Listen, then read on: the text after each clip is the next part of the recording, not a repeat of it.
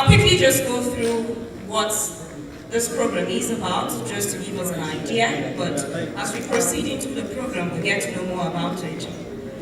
This event, the Pan-African Leadership Symposium and ONO, is put together by Arise All Nigeria, a registered non-governmental organization in Nigeria, in collaboration with the African chapter of the International Peace and Governance Council, IPGC Africa. It is also the 8th edition of the Symposium and ONO, which is organizing in collaboration of the United Nations World Humanitarian Day, which is also to create a platform for knowledge sharing and building capacity of African leaders in peace building, skills development, domesticating some development designs, and alternative dispute resolution. Now, all of these are processes towards achieving sustainable peace in Africa. Now, before we move forward, I'd like to recognize some faces here. I'm going to run through the names, and please kindly identify with a wave of hand. Now, we have in our midst Honorable Minister Chiputa Mulenga, Minister of Investment, Zambia. You're welcome, sir. Please let's round of applause. You're welcome, sir. We also have Major General Bello Sopo, Commandant, Nigerian Army Institute of Science, Education and Technology. You're welcome, sir. We also have in our midst today His Excellency Mike Jobtari, who is the presidential candidate for Gabon. You're welcome, sir. Also with us here today is His Excellency Dr. Fazam Kamala Labadi. I sincerely apologize for mispronouncing your name. Thank you, welcome, sir. It's good to have you here. He is the head of mission, IPGC Africa. And also we have Dr. Graziella Taka, the Secretary General, IPGC Secretary. Welcome. Thank you very much.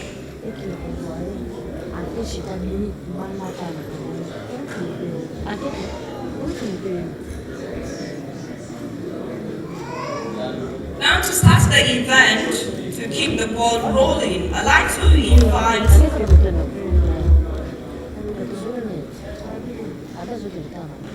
for his welcome address, Dr. Ambassador Jonathan Ojada. He is the head of mission, UNIPGC Africa.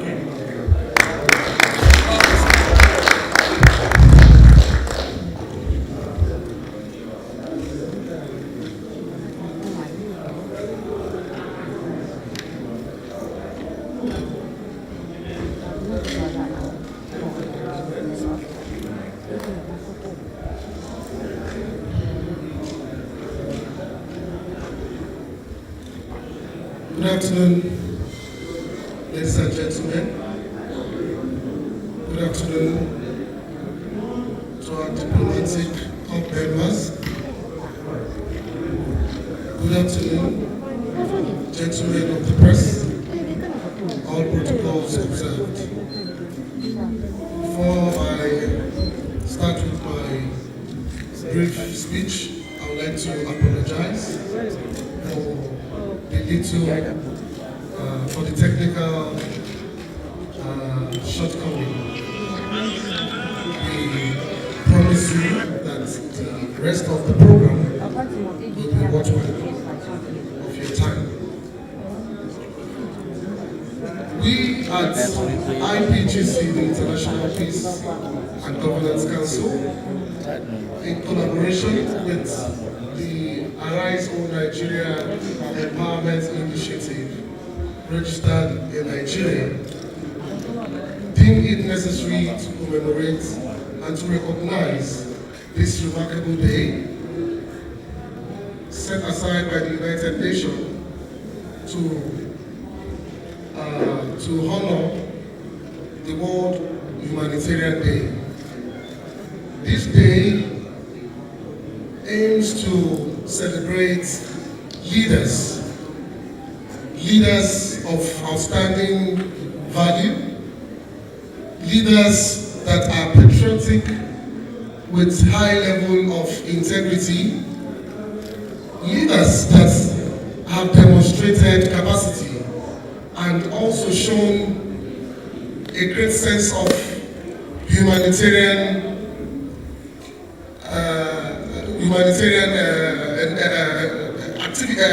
endeavors.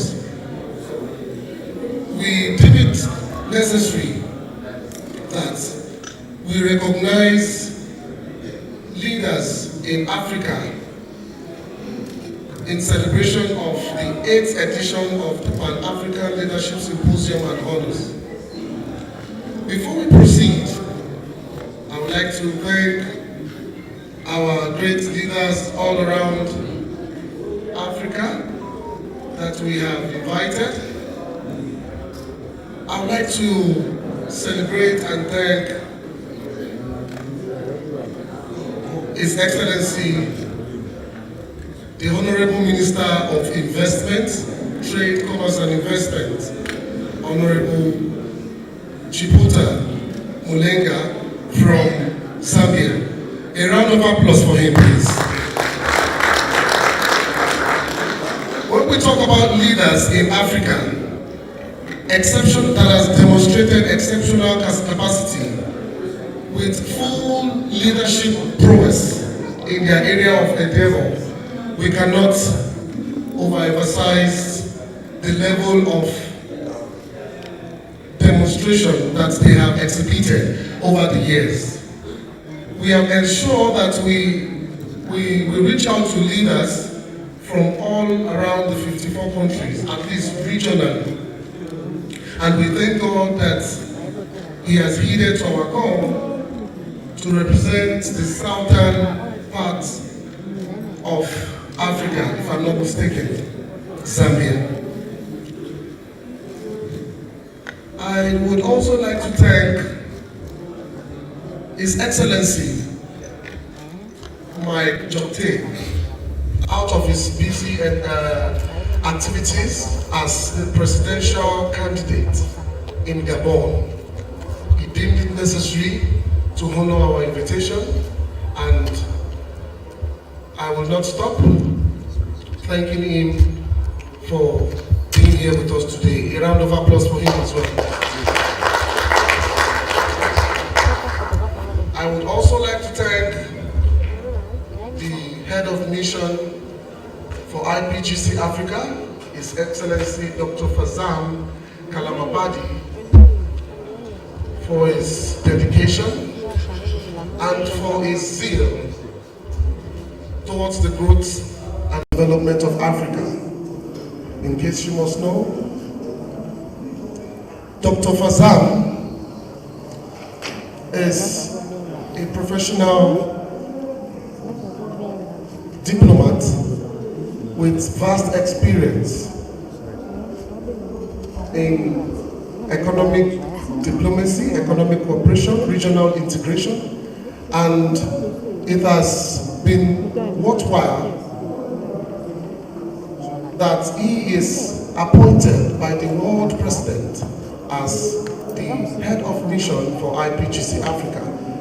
And I would like to use this medium to let you know that you all will be highly filled with his keynote address. A round of applause for Dr. Fazam Kamalabati. I would also like to thank you specially.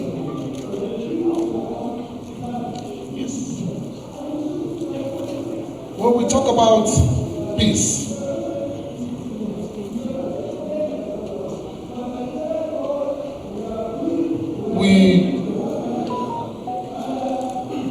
when we talk about peace, consolidating peace, we need to understand that peace is a culture that has to be exhibited or that to be adhered by us as individuals before it transcends into the community. We must imbibe in the culture and the tradition of peace, which is one of the core mandates of IPGC. At IPGC, we also ensure that we work with civil society organizations, government, towards strengthening democratic processes. And here today, our great leaders, like the chairman of the Sustainable Peace Education of IPGC, will be elaborating more on how peace will be consolidated in Africa. Before we go into the program proper, I would like to extend my gratitude to distinguished Major General Bello Soho for his outstanding performance, exemplary leadership, mentorship to all the executives of the International Peace and Governance Council. A round of applause for Major General Bello. As announced by the host, Major General Bello is the Commandant, Nigerian Army Institute of Science, Education and Technology. And we are very glad that the Nigerian Army has found us worthy that he chairman the advisory panel of the Sustainable Peace Education.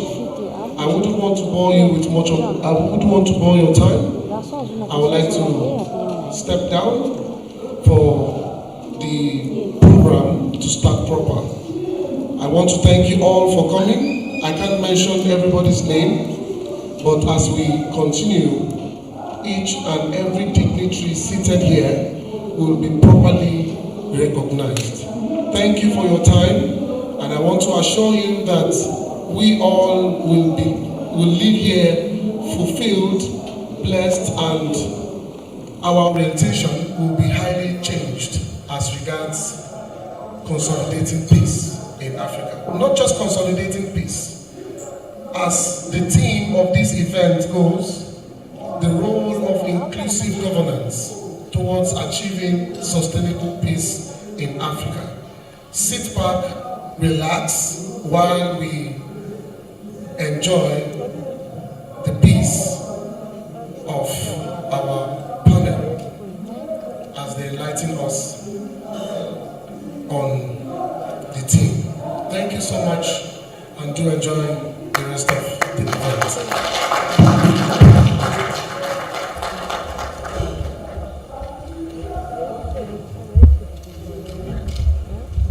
Please, another round of applause for Dr. Jonathan. Thank you very much. Now, up next, I'd like to invite for his keynote speech Dr. Fazam Kamalabadi, who is the founder Future Trend Group and IPGC Head of Mission Africa. Please, a round of applause for Dr. Fazam.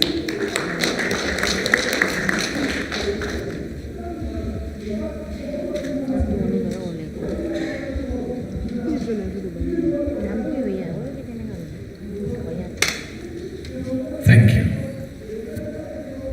Let's say, arise, Africa, arise. Please, 1 minute, 1 second of rising and sitting down to change the mind and the mood, please. And in the name and for the sake of Africa, we all arise. This is symbolic. Thank you. Please kindly be seated. This was symbolic of the theme that will become permanent theme of all of us. The collective rise of Africa. The collective rise of Africa in leadership and guidance to the world. A paradigm shift Africa not as receiver, Africa as bestower, giver, and leader in the world community. We have Pan-African leadership as our theme. It is my pleasure and honor in humility and with dignity to be among the leaders of Africa, especially of course in Nigeria, but from all over, Pan-African. When we talk about leadership, we do not follow continuity of the past, because the past era of human civilization for 10,000 years has led us to fighting, tensions, and also not advancement, because the majority of the world still is in poverty. 90% of India, Asia, and Africa are still in the rural and village areas, but in their old natural inhabitants without electricity, health, power, education, water even. So when we talk about leadership, it is not the visible part of the cities that we have to serve. Leadership must come with humility and great sacrifice.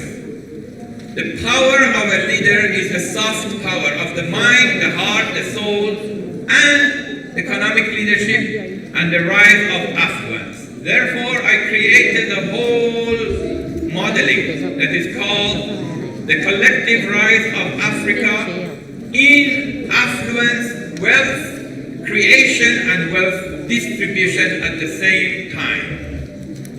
A new era and a new model. I will take the time, the opportunity that the organizers have provided to share with you some of the key points of that vision. We start from changing the realm of possibilities.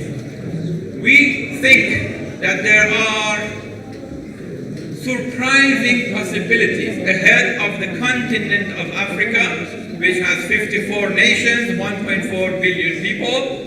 It is population-wise the size of China, and China is part of Asia. Africa is a continent. But the two nations of Africa, that is Nigeria and Congo alone, they are like China for the whole rest of Africa.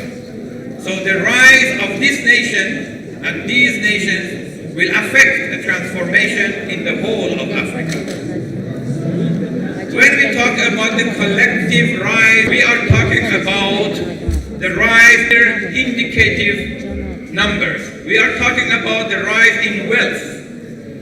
From the current state of the economy, and remember, in all of Africa, there is only the front-runner sovereign wealth and Angola, only 12, 10, $8 billion. Whereas in Abu Dhabi, Adia is $1 trillion. That is less than 1%. Whereas the reality here is different. So let me make the announcement. All of us, there will be an era of a quick rise and shift in wealth in two indicators. The national economy of at least 20 African nations, dollar economy, and the same 20 nations will create sovereign wealth funds, future generation funds, in digital economy that will surpass $1 trillion. And that they can do that, this realm of possibility, within no more than 7 or 8 years. That is for sure under 1 decade. And that this will has been done. Why? First, give a few of the proofs. Whatever we claim, it cannot be imaginary, it must be practical. The first proof is that African nations, and for that matter 30 of them, already are richer than Saudi, Kuwait, Qatar, and UAE and other 6 GCC nations, except that that wealth is not actualized.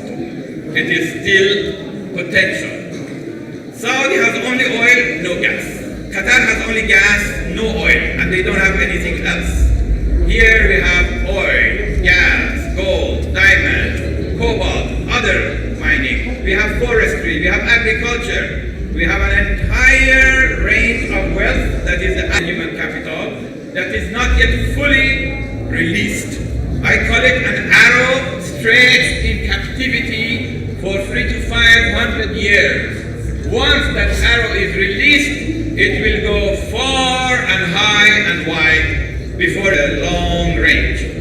So we will see a result that the world will be surprised how within 1 decade Africa will rise from third world citizen to second world citizen to first world citizen. I am standing and I rarely give a promise that I don't deliver. That you will see the rise in affluence of Africa in no more than because I am humble, I am nobody, I am the servant. Because I believe in a speck of pure motive, the power of this will go for ages. Because I have hard experience behind me. I helped the rise of China when China was the most downtrodden 35 years ago. When every leader and every children of the leader and the entire Chinese community in China are so pessimistic about that they believe this China, years trampled by the foreign powers, itself gone down, will never rise again. Dead, that's what they thought. And those realities were worse than the condition of Africa today.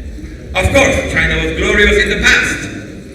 For 300 years it had lost it, to the point that collectively they were so pessimistic that they wrote the book The Ugly Chinese.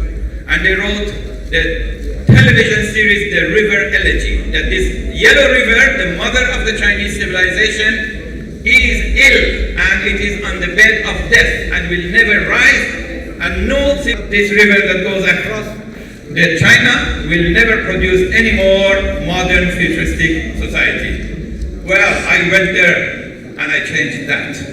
By the realm of possibilities, by modeling, by methodologies, by national policy changes, 10 rounds of the key important Chinese national policies. China peace versus China threat. China peaceful rise. China harmonious society. China outbound investment, the modernization of China, China Western development, and entire policies that affected the changes of China. Of course, the change of China is done by the 1.5 billion Chinese themselves and by the leaders who are far-sighted. But behind those and in the policies and in the spirit was a very modest, quiet young person. And China, state media daily and many others, they already wrote. The person that not only predicted, not only participated, but was instrumental behind the collective rise of China. I have that resume, so I dare to say, I promise within a decade, we will make the entire African continent to rise. The rise of affluence will be the rise of dignity, because already Africa is dignified. The subliminal conscience, don't be led that you don't have anything. You have everything. We don't need foreign investments to come and really operate and open Africa. There are so many hidden powers over here that can be. I use the analogy of an oil well that is in dormant. You only need a match. And the match will take the whole thing and set it on fire, and it will release its energies. I may need that little humble match. And even if I die or I disappear, all of you are the matches. But the oil here, the energy here, the analogy of the power within the mind, the soul, the heart, the system here is already so high, and my brother Sam Lee is a witness, because we are in it together, and Madam Fayomi, we are all in it together, because I use subliminal power of also, because from childhood At the age of 13, in a village of Iran, somebody talked about hypnosis, and they didn't know how to do it. There was no book, no teacher. I reinvented it. I was hypnotizing several hundreds of people. I do this not they were talking, because I must capture the attention of everyone for the message that creates the unity that will be multi-laser shooting up to that rise of Africa. My friend, it is not me. I don't matter. It is the destiny of 1.4 billion people. It is that is before us that we have to focus on. And I saw how the help of the rise of Africa not only changed, in China, not only changed China, but it changed all the Chinese across the planet in 30 countries. The US Chinese. When Africa rises, the Africans in diaspora will rise. When Africa rises, America's equation will be forever. We love everyone. We are not against anyone. Because of this, that means that, my friends, if you don't mind, not talk, because there is a power outdrawing from the spiritual realm that comes here, and I look at everyone, and I put an energy that everybody will catch and will keep. And so, thank you. The convergence, there is a power in it we don't know. You know, otherwise, how could a magnifying glass burn even stones? It is the power of collective mind and attention and the souls and the minds. That's why I never prepare my lecture. I only act on humility with the magic of the divine. Humanity is not doing anything except two things. Sorry, this is tangent. It was a point. Humanity is only drawing the power of the invisible world to the visible world. Inspiration, antenna. And therefore, we are bringing the realities of future into the modern times. Therefore, we will create a paradigm in Africa that is different than what we see today. Why? Because we draw it out from the invisible world by inspiration, and because it is the reality of future. Tomorrow of Africa, we bring it in today. That's why I need everyone, every soul, every consciousness. And Brother Sam Lee taught me the blockchain. He is a byproduct of China's rise. And of course, the world's rise in the digital economy. Very wealthy, very accomplished, and will be also very humble. Will be helping the whole of Africa's rise in the digital economy. And I go to that.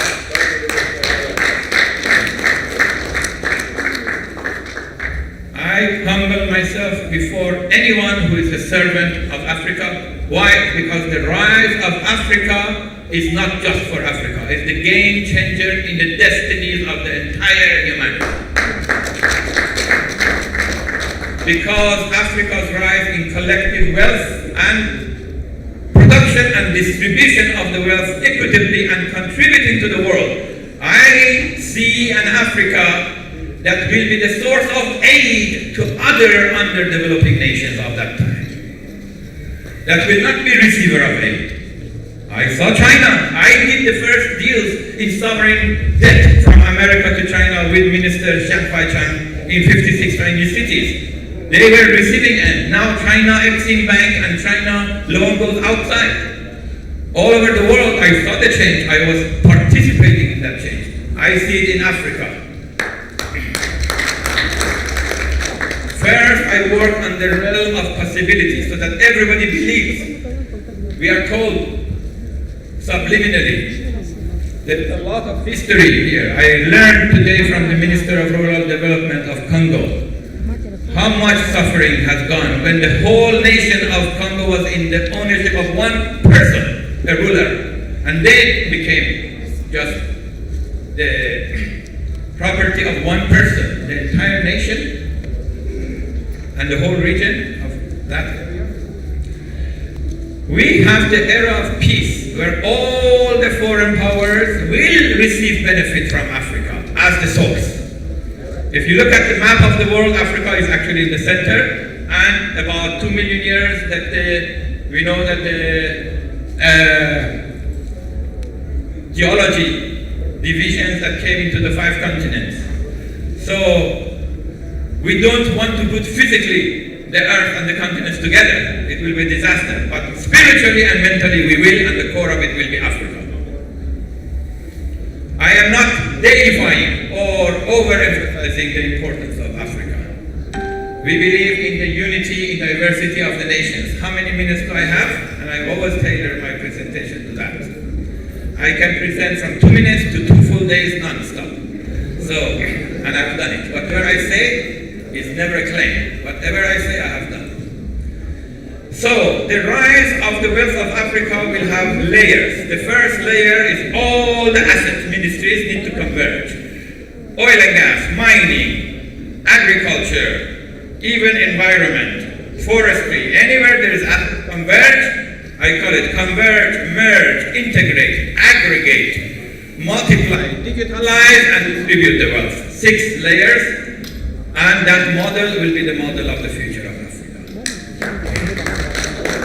Converge the assets that you have that is more than any other nation. One Congo alone has 50% of the mining of most of the mining of the world.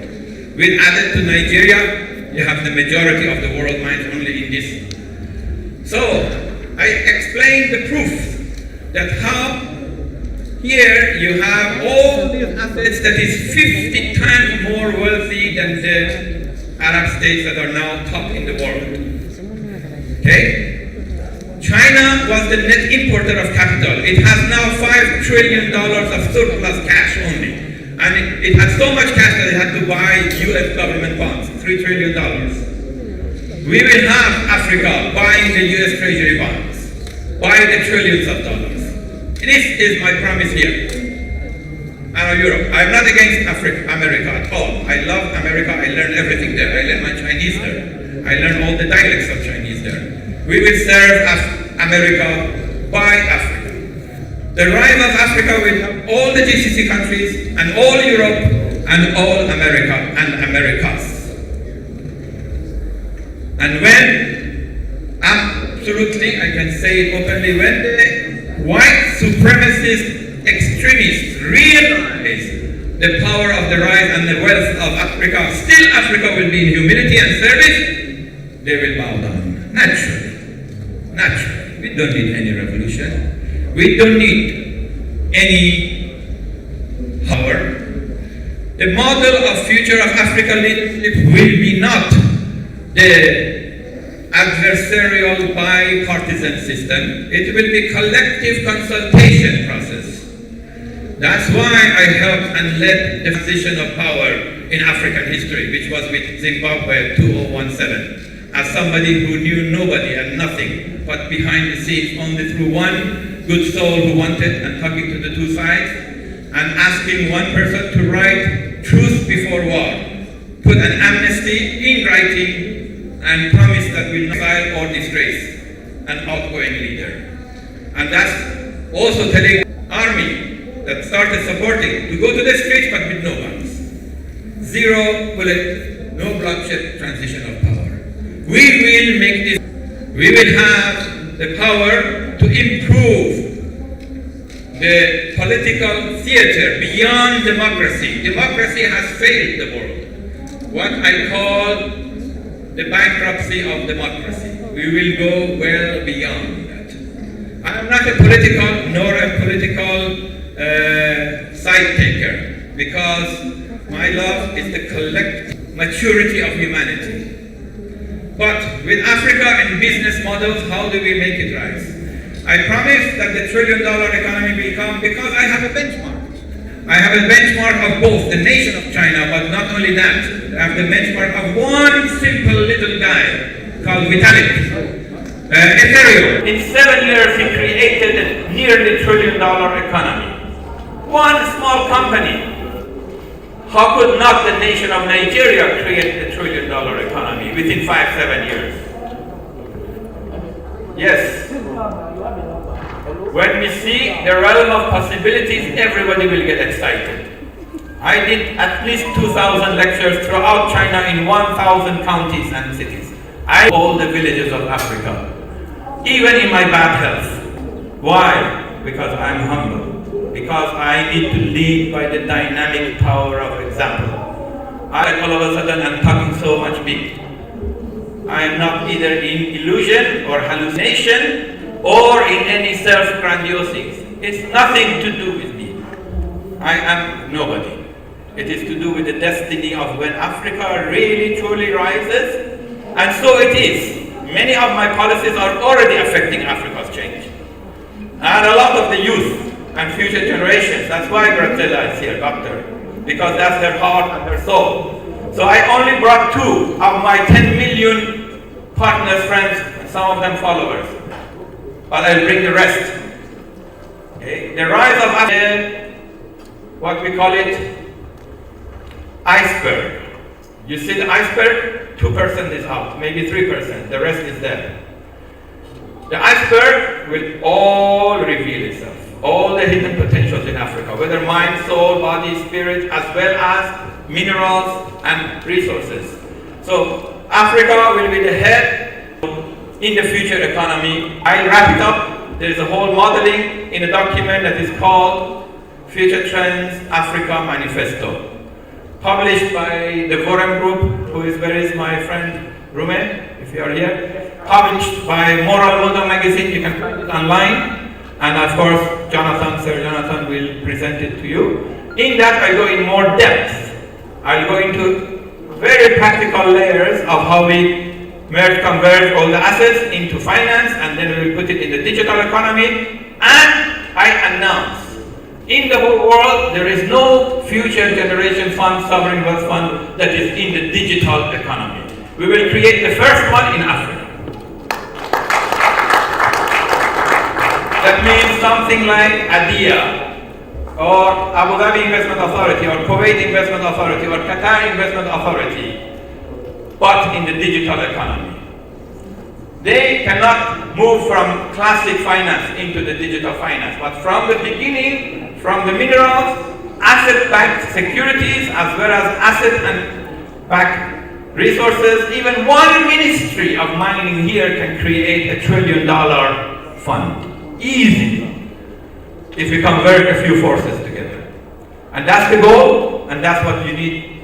I need your help, everyone's help. I will be reaching to all the leaders of Africa, and this is the final word. A consensus of the leadership. The pillars will be asset industries, the core will be finance ministry, governor of central bank, and minister of digitalization. The head will be the president, president of parliament, prime ministers. So these are raised in all the countries, and in the other side, what we call it, aggregation of all the projects. Then a big banquet table where the foreigners will be competing and vying and begging to come in. We don't need to beg them, invite them, only inform them and they will come to join. With this, I wrap, because this is the message of how practically the wealth of Africa will be generated, distributed and contributed to the world on the reverse. Thank you. Thank you for the platform.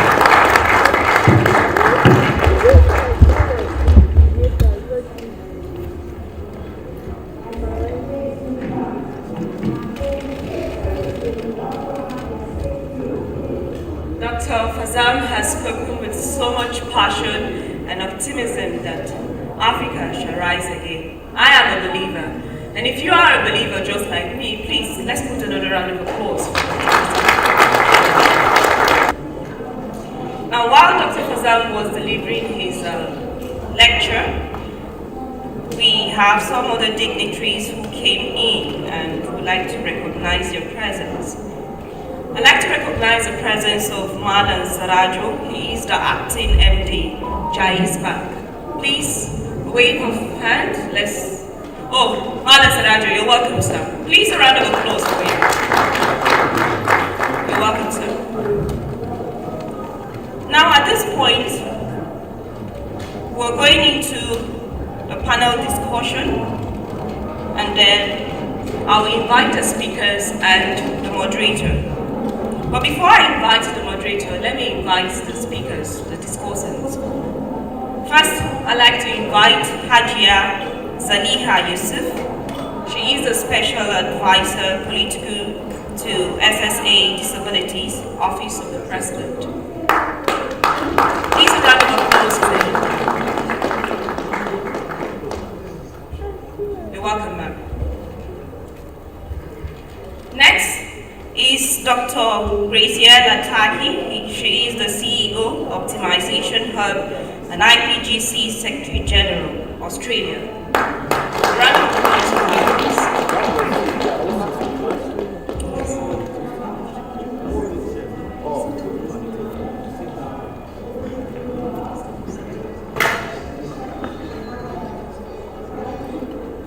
Next, I will invite Dr. Favor Ayodele, the Vice President, World Economic Forum for Asia Africa.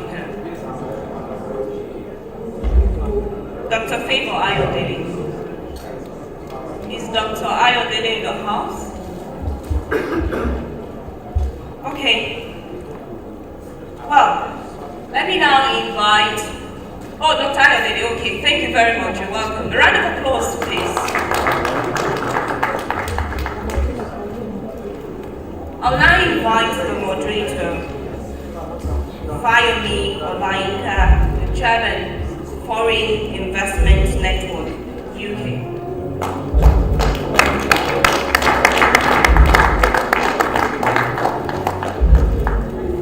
They will be talking on the topic consolidation for peace. Thank you very much. You're welcome.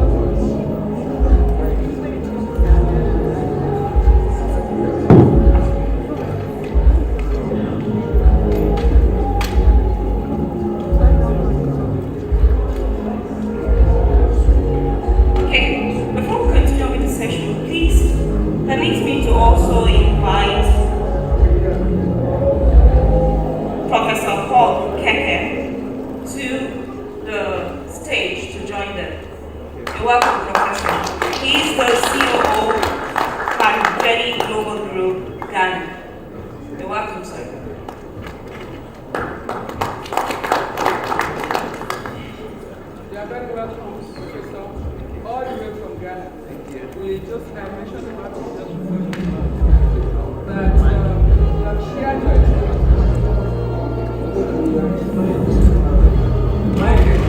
Thank you very much. I believe that we can all hear ourselves now. Ajay, would you want to just repeat what you said? Yeah?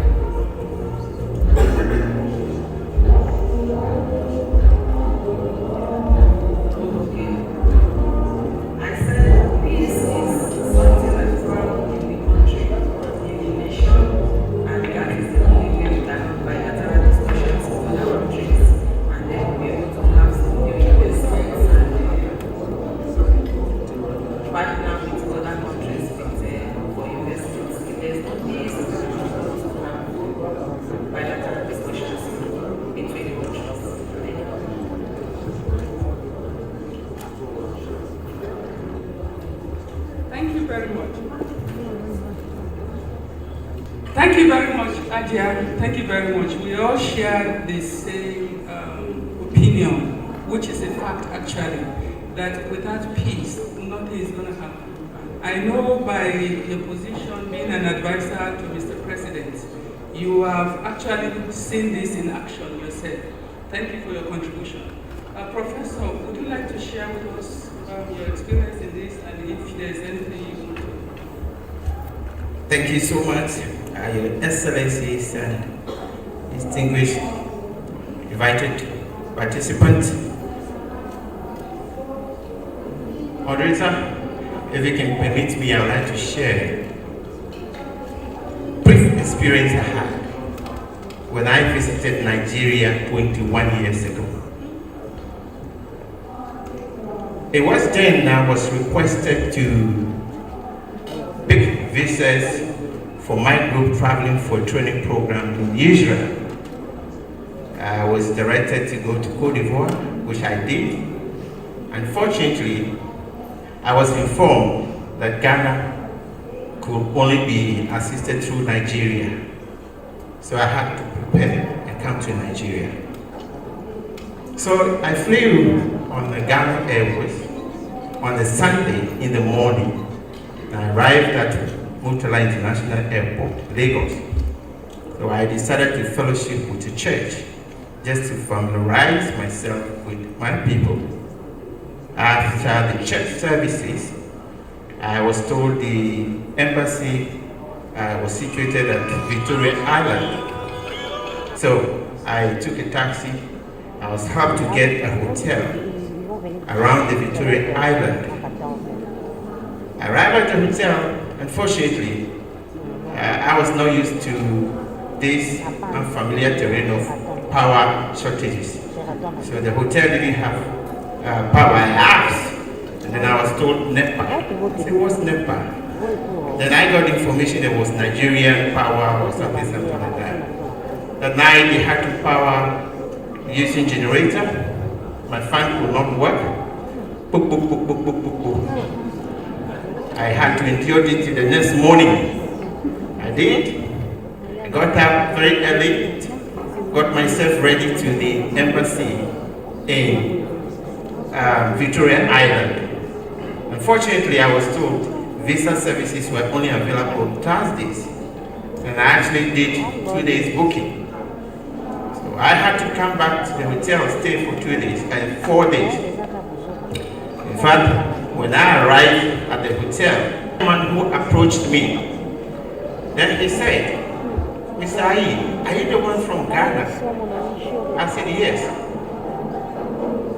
He said, Oga, you don't go back to Ghana now because some people don't train you from the airport. I said, who even knows I'm here? Oga, I said, you don't go now. That was the first experience.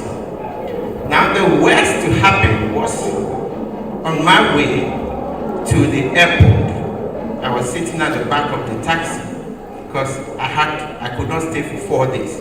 I was mandated to stay 2 days. So I was sitting at the back of the taxi cab. Then on the highway, then like a movie, what I've been witnessing in movie, then I saw some armed police officers. They rise, another group somewhere who also rise, then the police will go down. I was so scared. It was the first time I was experiencing this. So I had to lie below, behind the taxi driver. Along the way, he looked into the rear mirror and he couldn't see me. So he did. When he saw me begging, he said, "Oga, why are you sick?" I said, "Oga, don't you see that I suspect armed robbers and police are staging gunfire?" He turned and said, "Oh, Oga, this will be nothing. Wake up, let's go." So that experience, I vowed never to visit Nigeria, but I have to applaud the organizers for bringing me back my second coming. I think the narratives have changed for us to make commitments to our neighboring countries. Thank you. That's my introduction. Thank you. Thank you very much, Professor Keke. It's unfortunate that you had such a bad experience, but you know, Nigeria is not as bad as what people say. It's all about the media. Because if the media is communicating the right thing to the world, it will not be what people are hearing. A minute percentage of Nigeria is what is bad. It's not the entire Nigeria. I know one thing that Ghana has done well is to train its people to speak always positive about their country. When you hear Nigerians speak abroad, they always speak about the negative part of what is happening in Nigeria. And yet, there's more than 99% good things happening here. People are great, people are living. In spite of what may be happening, it's happening everywhere. It's part of process of development. When we listen to Excellency and of IDG, and also the CEO of Optimization Hub, Grazelle, please. Hi everybody. It's a bit hard, isn't it, with all that noise outside? And it's hard because it's this time of the afternoon. But I think before we start to fade away, one of the things we have to do is stay on target. If we're here to think about peace for Africa, then we have to decide what that means. And yesterday, when I gave a speech, I talked about we all come into the world perfect. We begin our lives without the construct of conflict within our minds or our hearts. We only come in to thrive, survive, and to contribute, and to learn about love and being together. If we come back to the simplistic element of our society and its construction, it starts with the psychology and the basis of how we connect. And if we look at our connection, yesterday we carried on that connection with understanding how to deconstruct that concept of conflict. Conflict only begins with our differences, with our fears, and the construct of peace itself has to be what we decide we're going to arrive at. It's my first visit to Africa, yet my business partner is here in Africa, and I have business partners all over the world. And it comes through Dr. Farzan. But when I listen to the professors and to all those around us who speak about peace, we need to first understand why disruption occurs, and we need to disrupt the disruption. Harmony is only going to come when we begin to serve the needs of the many and the masses. And as Dr. Farzan spoke about, we have to serve those masses by understanding how we can supply for needs. Our first needs are going to be how we fulfill the basis of our human needs, and then our needs to be able to serve greater things than just the assets of the earth. We need to look at the human asset, and to build that human asset, that's where the construction is going to come. If you notice when most societies get attacked, they quite often will attack the women and children. They will suffer first, are most vulnerable. That's what we need to protect first, because they're our greatest asset. We need to build our youth. They no longer want conflict. This will come through education. And what we need to do is build our infrastructure to not focus on where we've looked to build wealth before. We can build the wealth assets, but we need to build our human assets.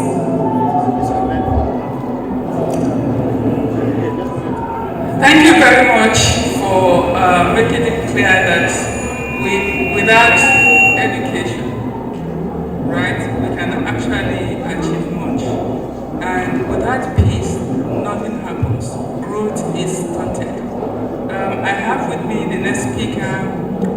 an international lawyer, and she's actually a Nigerian Cameroonian, but resides in Australia, and she's here to share her story.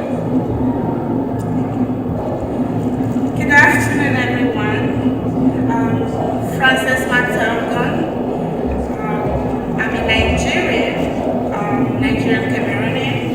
However, before we talk about peace, we have to actually initiate peace within ourselves before actually talking about peace. I'm going to just give a little story on how I came to Nigeria before coming back to Nigeria. So when I finished my LLM, I was contemplating on coming back to Nigeria law school. But I got this narrative online that if you come back to do law school in Nigeria, the pay is not good. They don't respect the female lawyers over here. There is harassment. They said a whole lot of things. So I thought of not coming. I was like, I won't come. I decided to go for the law school in Australia. However, when I was done and I got called, something kept telling me, how is it that my parents sent me here to school and everything, and I've gotten this much knowledge, and I don't want to come back to share it with my people? Then my friend keeps saying, Frances, do not come. I'm telling you, do not come. You're going to regret if you come. So in 2020, I decided that I was going to come back home. I registered and I attended the bar part 1. It was successful. Something happened along the line. Yeah, I took it and I had to pause. After delivering the child, I had to go back to law school. And as at that time, there was NSAS protest. So I was driving, going back to do my clearance. I saw this group of guys just came and they're like, you're not passing. They speak languages that I did not understand. I think most of you might have seen my video that went viral at that time. I immediately left the car. I came down from the car and started begging them. The next thing they told me is that one of them said, if you don't leave, they are going to burn you alive. Yes, the Camaro convertible that went viral was my car that was burned. And I was now discouraged. Why did I have to come back to Nigeria? Then I met a man who was just like, these things happen everywhere. Yes, it do happen everywhere. But I was traumatized. But I did not let that get into me. I decided to go on with the whole process. I got called in 2021 to the Nigerian bar. And God has been merciful. All the narrative I was told was different. I got admitted to the Supreme Court of Nigeria to serve as a copper, which they always make it look like it's very hard for you to get to work there. I finished there and I get to work with different firms, and I was not in any way harassed. There was peace, and it was not the narrative I was told. So I'm actually saying that things happened then, but now currently it's not like that. There is peace in Nigeria. So with this, I just want to say that Nigeria, the narrative has changed. Thank you. Thank you very much for being one of those who have joined Professor Keke, and the narrative has changed. Since I have with me here the special assistant to Mr. President, as far as Nigeria is concerned, would you want to share with us whose responsibilities is it to create peace and to allow people live a decent, peaceful environment? Just share with us.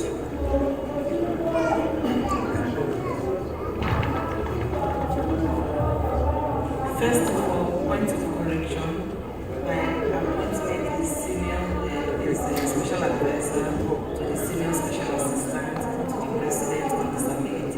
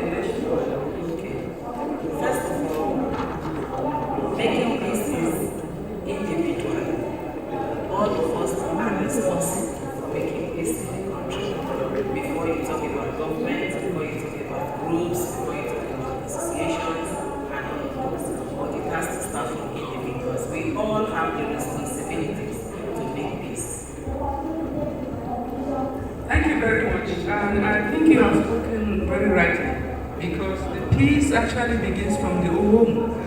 If there's no peace in the home, how will it expand to the nation, to the community, to your estate? And at this point, I would like to take questions and answers from the speakers so that we can make this more interactive. And if you have any comments, you are open to share. Will I see anybody's hand that would like to make a comment, make a contribution? Honorable Minister, would you want to share with us in Zambia? I remember I was in Zambia many years ago, and Zambia seemed to me at that time was like where we call Agege in Lagos. But over the years, I mean, it has evolved. It's a different place now. Would you like to share with us from Zambia, please? Has somebody? It's okay if I stand. Thank you very much. It's a very important topic that I think we are discussing here today. And peace is indeed the beacon of what we should use as a vehicle to transform who we are. First and foremost, allow me to appreciate your reception here in the lovely country of Nigeria and the city of Abuja. Coming quickly to the question that you have asked, or a concern you've raised regarding my country, Zambia. Since time immemorial, Zambia has changed about 4 governments, 4 regimes where even sitting governments lose elections to the opposition. And we are just about to clock 1 year old in government with the new government that we have, with smooth transition in change or transfer of leadership in government. The biggest asset we have in my country is the human capital, the people themselves. Our four-founding father, may his soul rest in peace, Dr. Kenneth Kaunda, said that to unite the country, by the way, you must know that I come from a country which has got 72 tribes. But the tribes have not been a source of our separation or our division. We have used cultural diversity as a means to unite us even more, learn from each other, bring our uniqueness together, and build a land of hope that we are calling Zambia. We have always said, one Zambia, one nation, one people. We believe that if we're going to build a strong economy, we must love each other more than we think about ourselves. And during the peace transitions of leadership that we've always had, in the past government, we had some fragments of division within ourselves. And it is on that premise that it bred into corruption among many other vices, and we saw the transition of government. In the past 9 months, before even today, the unity that the current president has brought in my country, the same language we speak, the working together, has encouraged to bring confidence both in local and foreign investment. And this has seen, which I'll talk about later on, this has seen not only to increase both local and foreign investment, but also to reduce the inflation rate of our country, to see the appreciation of our economy because of the investor confidence that we are seeing. For a team, for a country to work together and also bring down more resources into our treasury. So colleagues, I can attest that a peaceful environment, a peaceful nation results into prosperity and growth of any organization and the country of large. Thank you very much.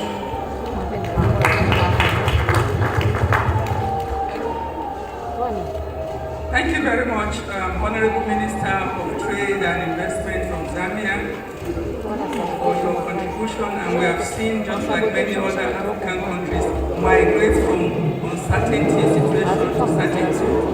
I'd like to hear from you, sir, to give us a perspective of the military. As it obtains in Nigeria, we'll be happy to hear your view.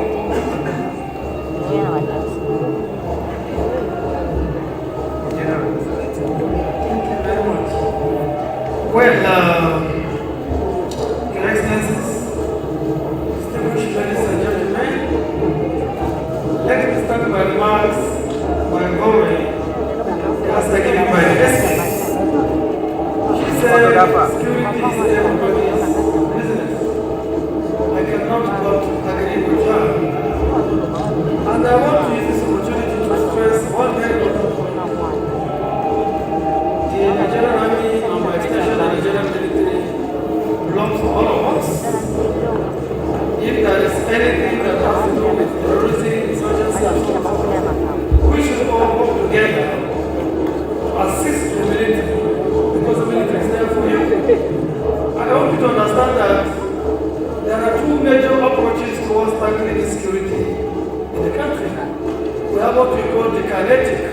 that is the use of hard power, force, and then the non-kinetic.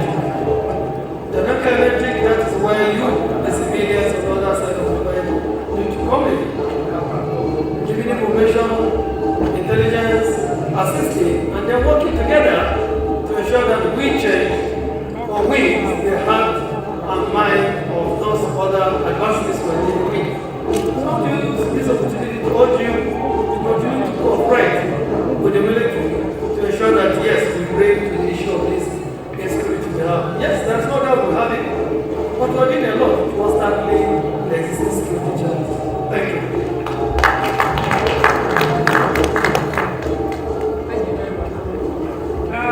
Gazelle, you want to have something to share with us?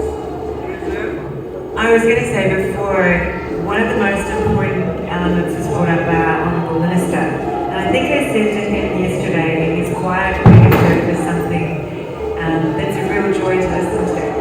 He touched upon where conflict starts. Conflict starts within all of us. My background was in forensics. I started my mission in life at a very young age. My father worked beside Mother Teresa. He was a diplomat. My mother was a diplomat as well. I was born in Mumbai, India, and he took me to the slums and he said, "You live there, but you're responsible for this." The humility in all of us belongs to us taking accountability for what is around us and what we contribute to. Our conflict begins within us. My background both in forensics and change management and working with multinationals and having more titles than I can fit on my email says one thing.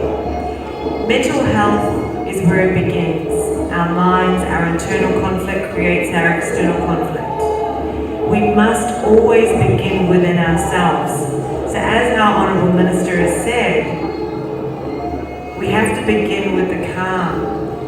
Those tribes in just one country, in this massive land of Africa, in our massive world, the conflict that we begin with has to begin with a peace that we settle within each human being.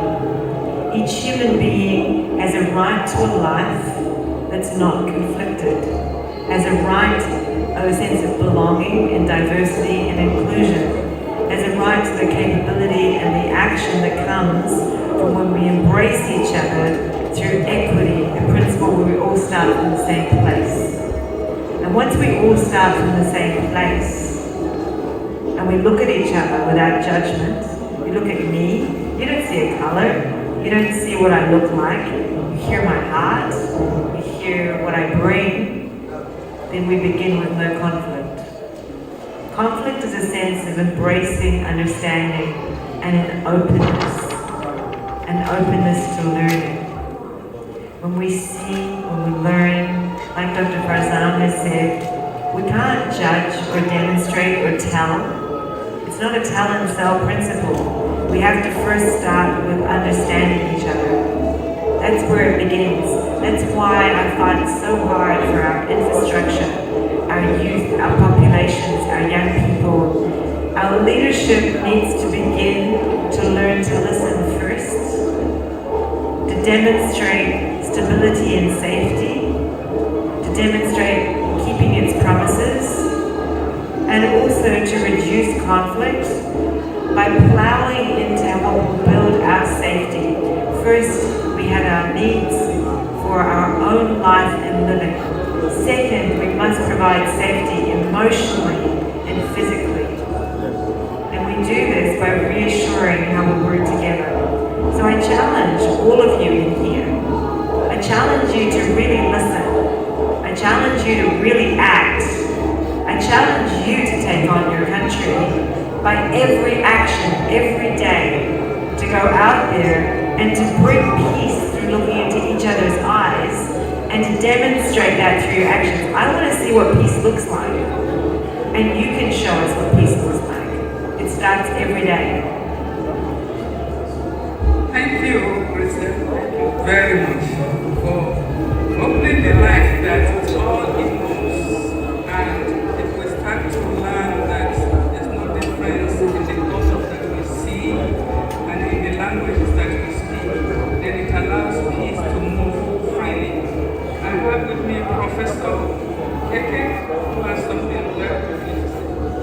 thank you. The name is Professor Hugh Keku. Yeah, not Keke, Keku.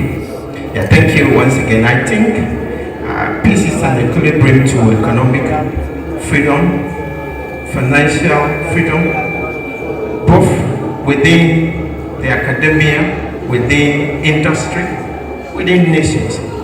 Many decades ago, we've had rumors of wars and wars within the West African region and then East African region. And it took combined forces of ECOMOG to be able to stabilize for the West Africa to begin seeing some rapid development in terms of economy. And I think without peace, it makes it very difficult for even businesses to grow, the private sector. I'd like to share a typical example. I've been doing business for a Nigerian partner for 5 years. I live in Ghana, he lives in Nigeria. We haven't met each other. We only talk on phone, WhatsApp, Messenger. But we opened a bank account with 2 banks in Nigeria, in Ghana, without this partner being in Ghana. We have been working. We've been doing a lot. But I must say that, and that gentleman is here today, through this peaceful organization, I have met my Nigerian partner yesterday. Andrew, can you please show up? Let's give him a round of applause. I've had so many encouragement words to come to Nigeria, but that experience, first time, always gave me the fear that it is not doable. But through, listening to people, our economy is stable, that experience you had in the past is no longer there. Oh, come over, I am here today, and I'm a newborn, a born again. So I like to say that, let us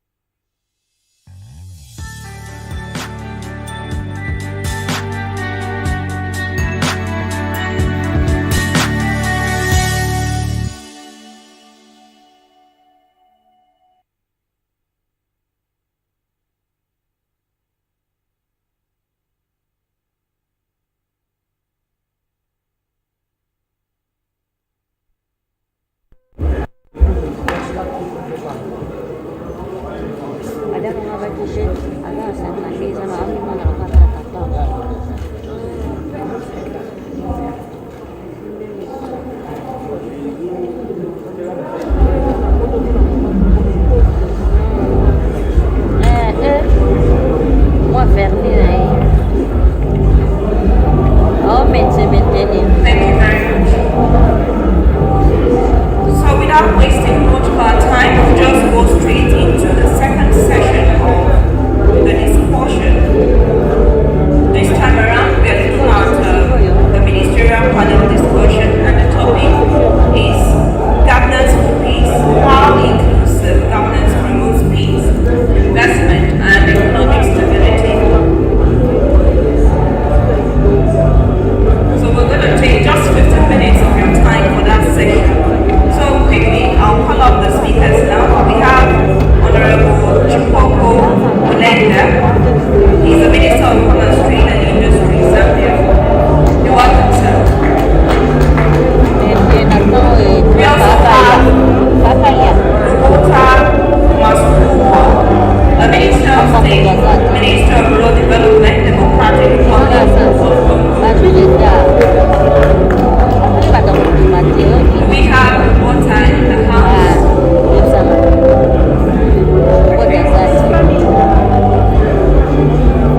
Alright, next is Mr. Michael Jotani, presidential candidate, Gabon. Presidential candidate.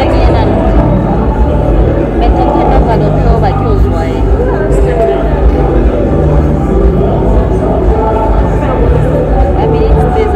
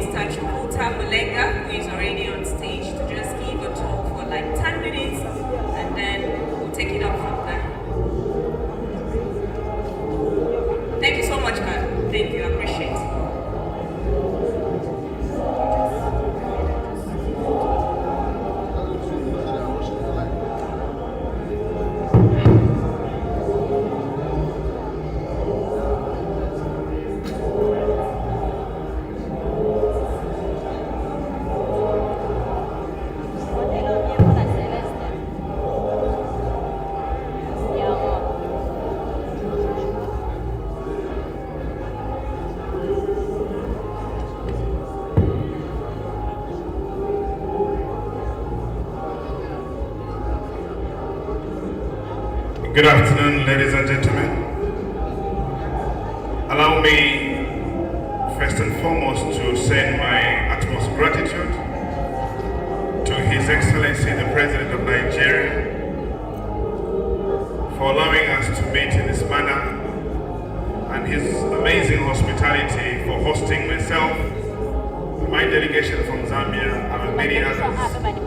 Also allow me to bring the greetings and gratitude from my president, from the Republic of Zambia, President Hakainde Hichilema, and he sends his love to the wonderful people of Nigeria.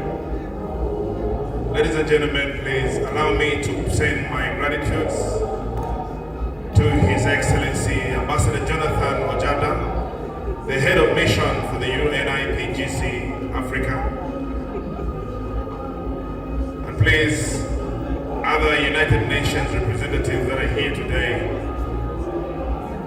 And also allow me to recognize the presence of other distinguished speakers that are in our midst today. Or should I say, all protocols observed. Colleagues, I will not speak for a very long time. I've been given 10 minutes in which to do this. It is with great honor and pleasure that I stand before you today at the 8th edition of the Pan-African Leadership Symposium and Honor, whose focus of discussion will be centered around the role of inclusive governance towards consolidated, peaceful coexistence in Africa. Firstly, I would like to thank the organizers for selecting me to be among the speakers to discuss this important topic. I will start quickly, ladies and gentlemen, to say one thing that I just learned from the previous speakers and the moderator earlier. If we are to make Africa a beacon of investment, a beacon of peace, it is us to market Africa in the manner which we want it to be seen. It is us to talk about our Africa in a manner that we want it to be. Colleagues, moderator and presenters, media plays a major role in everything that we do. I want to say this, and I hope I do not make offense to anyone, but it is the truth that I have to say. Every time we go into African, or let me start with European, American hotels, all the media houses or media stations you're going to see are all Western. Hardly do I see any African media houses in those hotels. When I was in my hotel room here, even here last night, the same media houses I saw are the Western media houses. And that has gotten to our mind to believe that anything African is not right, but accept that which is Western. My opinion is, if we had to believe in ourselves, let's believe in our local content. Let's believe that it is achievable and it is doable even by ourselves. Let even our hotel rooms broadcast our media houses so that we learn from them. They talk about our rich heritage in culture, in tourism, among many other facilities that our continent has to offer. Colleagues, I want to be quick in discussing this issue with yourselves today. His Excellency, the organizer of this program, I want to labor on a point of peace and why it is important to develop a country and a continent. Allow me firstly to say one thing that we are focusing on as a continent, or should I limit it to a country? Peace and stability promote investment. Therefore, it is important to know that this is a fact and knowledge that investors are looking for in any country or jurisdiction where they want to invest. Ladies and gentlemen, for a very long time, our continent has been labeled to be that of corruption, kleptocracy, wars among many other vices. But a time has come when we change the narrative. I was listening earlier to Dr.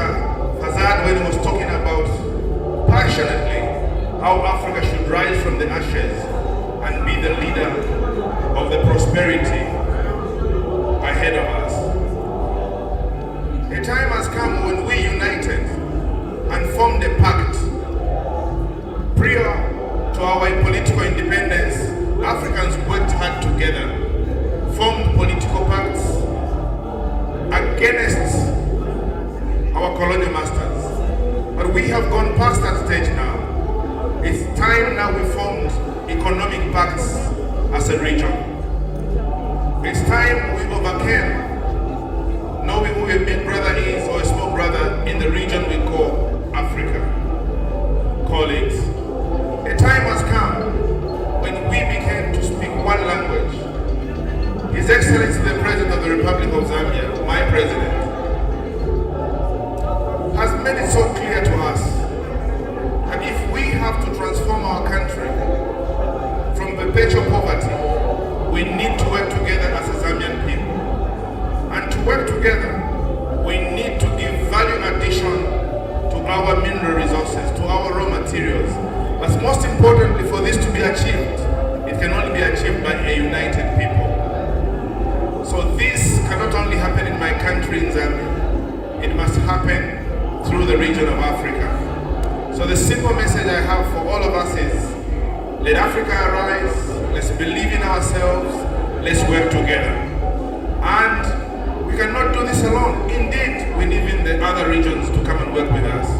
But as they work with us, let us be the masters of how we want Africa to be.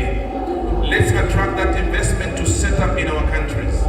But most importantly, let's invest in each other's region. Proudly I stand here as a Zambian and say here in Nigeria that one amongst yourselves is one of the biggest investors we have in my country, Aliko Dangote. So in the same manner, we can have Zambians to come and invest in Africa. We can have value addition of our minerals and resources to be shared among ourselves. Of course, not neglecting the influence and the support we can get from different regions like in Europe, in America and China, but to work together for mutual support and benefit.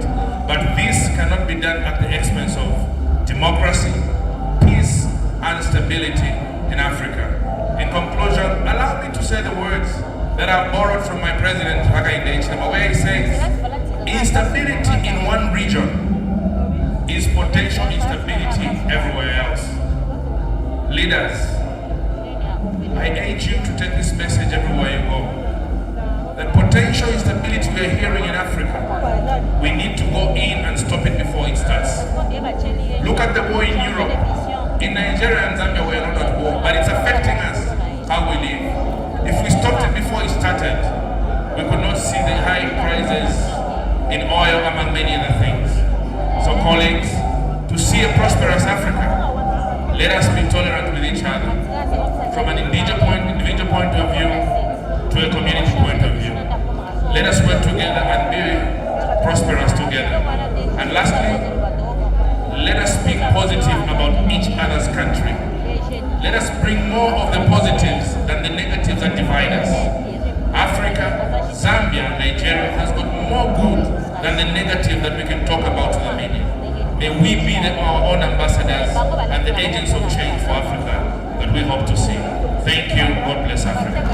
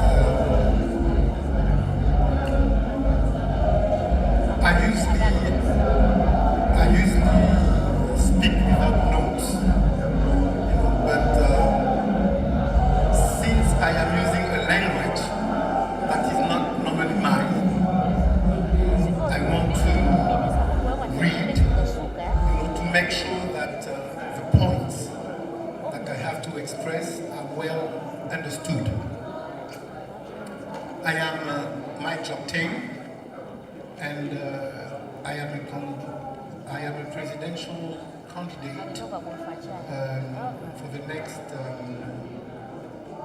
the upcoming election in 2023 in Gabon.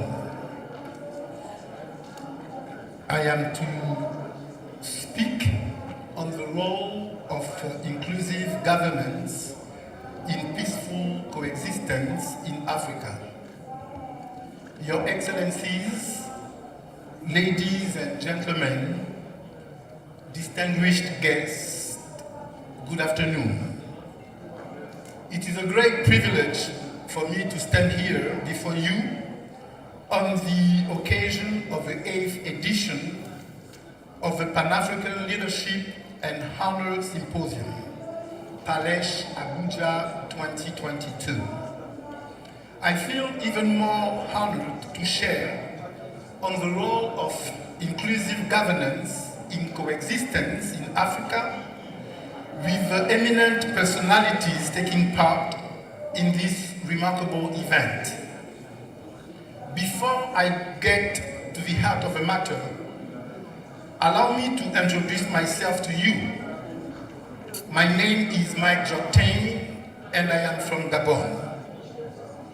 From a very young age, the reality of the others has imposed itself on me in such a way that I have been committed to serving him for more than 35 years, first in the church as a pastor, then as a bishop. The ever-growing need to take action and to change the living conditions of my fellow citizens then pushed me to become involved in politics. I served my country first as a senior advisor, then as a deputy chief of staff of the late Omar Bongo Ondimba, former president of the Gabonese Republic. In 2009, convinced of the veracity of his attachment to Gabon, I joined the late André Baobam, from whom I have learned the mechanisms of politics. Deeply attached to the value of a republic and anchored in the Christian principles of life, I firmly believe that it is difficult, if not impossible, to do good to others without taking the time to listen to them, without having seen and experienced the realities of their daily lives as closely as possible. The African people in general, and the Gabonese in particular, are crumbling under immense suffering in all areas of their lives. It is driven by the desire to know in depth the daily life of the Gabonese people that led me to tour my country. You know, I have never believed in this remote governance that pushes those in power to confine themselves to their palaces from where they take all the decisions without ever getting closer to the people. I am convinced that a leader worthy of the name must be able to melt into the people, into the masses, and immerse himself in their daily lives. Therefore, I travel all over Gabon, including the hinterland, and go to all the provinces, town by town and villages by villages, in order to find realistic and factual solutions to the problem of the Gabonese people. During these privileged moments, I listen to them and I share with them my vision of a Gabon that takes care of its children, my ambition of the new Gabon. In my opinion, this is the first step toward inclusive governance, Because if governance refers to the exercise of legitimate power, which is responsible for the functioning of a country or an organization, whatever it may be, we speak of inclusive governance when government allows the participation of citizens in the decision-making process in the country's operating policies. In other words, inclusive governance is about allowing the people to play a full role in the conduct of state affairs.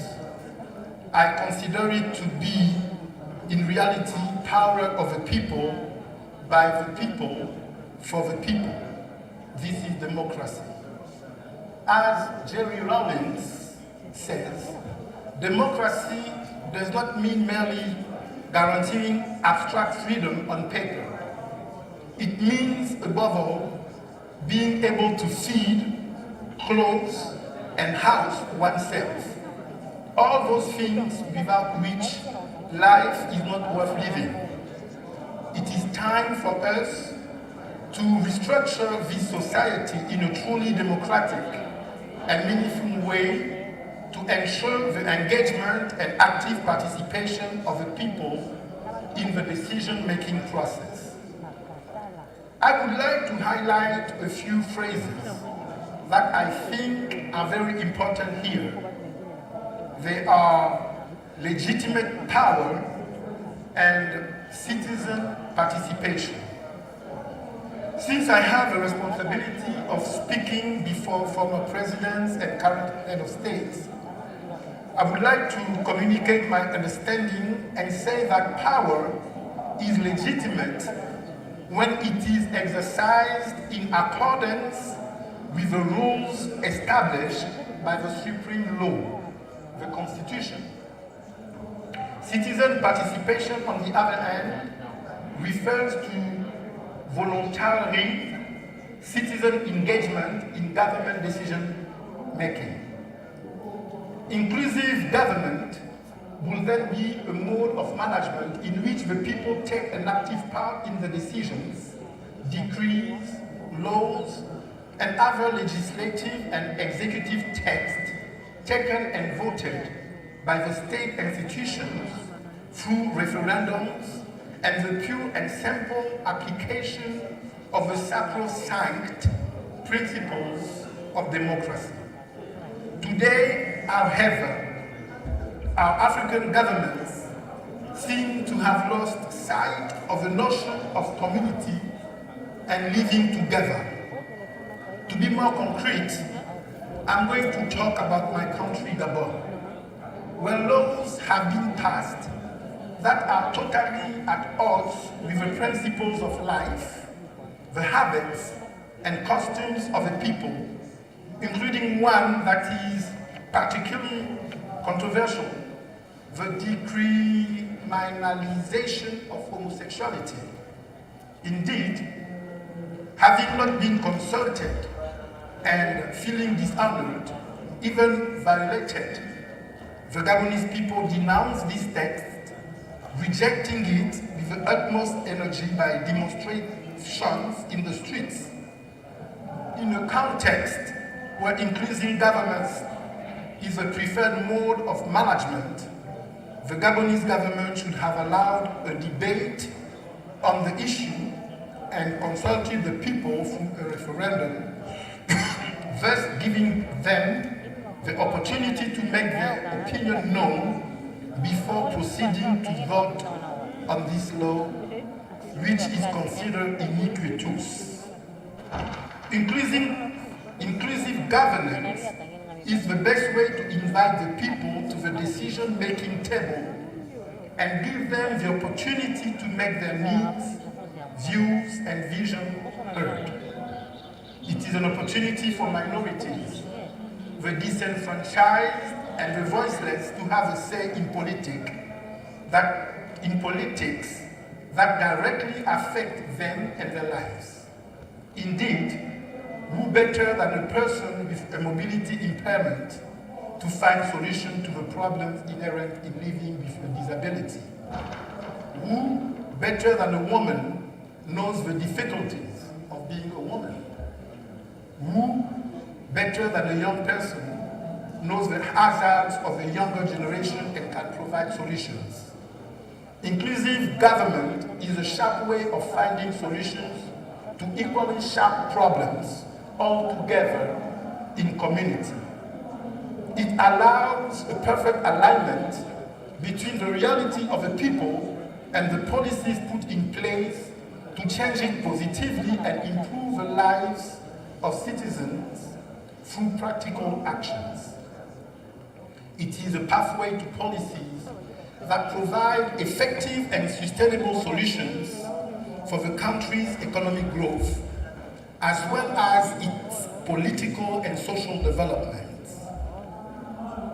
Therefore, focusing on inclusive governance is essential to advance democratic values such as peaceful pluralism and respect for diversity, human rights, and equality before the law, but also to ensure sustainable, durable, and genuine development. And here, we enter squarely into its influence on peaceful coexistence. It is essential to understand that man can lose his humanity outside of social life. Thus, in order to blossom and evolve, he must be able to find his place among his fellow human beings and contemporaries. He must learn to live with others, to accept and respect them for what they are and for their differences. I am absolutely convinced that our African continent draws all its strength and beauty from the immense diversity of its people. Therefore, by promoting community-based decision-making and bringing the people into the decision-making process, inclusive governance provides an opportunity for all divergent and different voices to be heard. As you know, more than half of the African population lives below the poverty line, and this situation is more than a handicap to the development of all of us. One of the things that inclusive governance can achieve is the eradication of extreme poverty and consequently economic growth and human development. However, in order to achieve this ideal, peace and security are indispensable, including the peaceful coexistence of the different tribes and ethnic groups that populate each African country. As a political cleric, I advocate for self-acceptance and acceptance of the other, emphasizing the need for each other to evolve and progress in our society together. Indeed, we Africans really need to join forces in the fight against the evils that plague our continent, including poverty and insecurity, civil war, ethnic and religious country, and so on.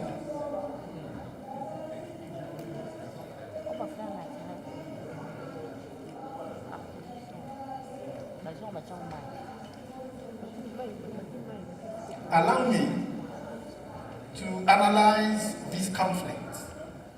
Tribal wars such as the 1994 war in Rwanda, the civil war in Congo, to name but a few, are rooted in a lack of understanding of our fellow human beings and the rejection that can result from this.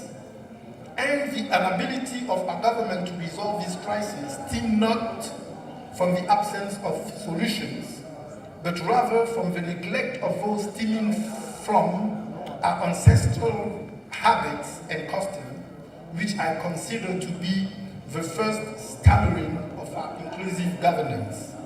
For yes, we African people have always functioned in communities, from decision-making to conflict resolution, From the smallest family unit to the clan, and then to the country, we have always evolved in community and according to well-established rules.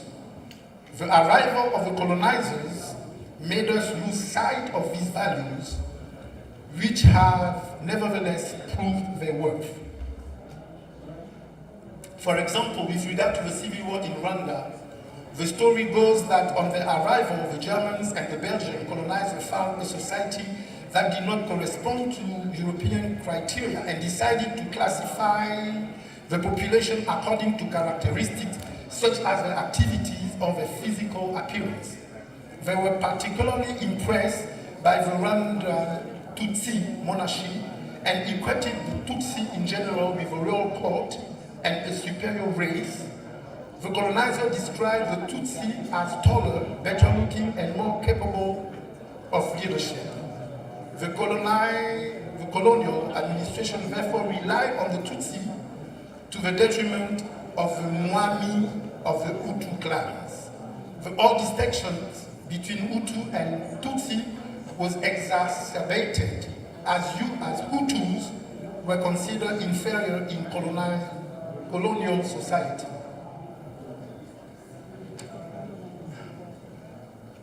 Yeah, I'm done. Nevertheless, I cannot help but draw a parallel between this scourge and the intolerance of the other, due in this case to his expression of faith. I'm referring to what happened on June 5, it was a Sunday, a few kilometers from here in the town of Owo. Many Christians were murdered while attending the Sunday service at the Catholic Church of St. Francis. I believe that no cause or purpose justifies such acts of terrorism against innocent people, and I reiterate my condemnation of terrorism in all its form and manifestation. Kofi Annan, former Secretary General of the United Nations, stated, "Tolerance has never stirred up civil war. Intolerance has covered the earth with carnage." One of the strengths of this certainty, I'm all the more incensed by the crises that plague our continent because they seem to be accepted and maintained by our government.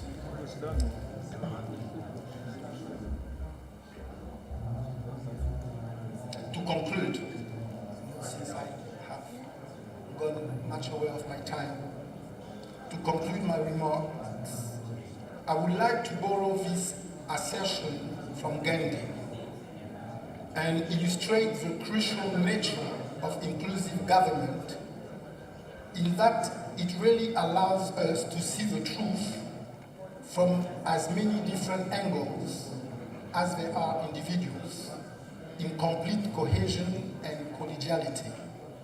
The golden rule is mutual tolerance, because we will never all think the same way. We will only see part of the truth and from different angles. Thank you.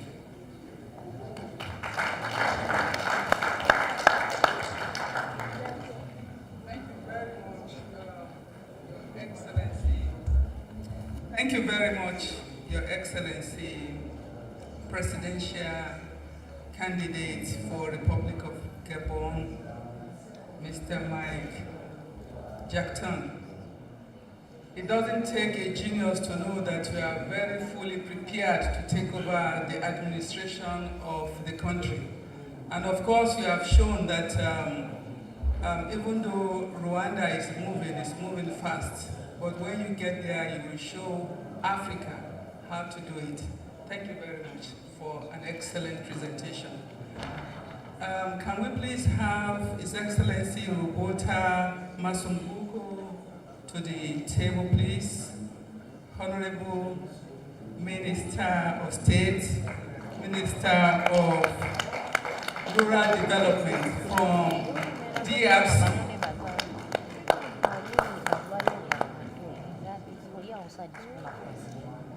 Can we just welcome him please.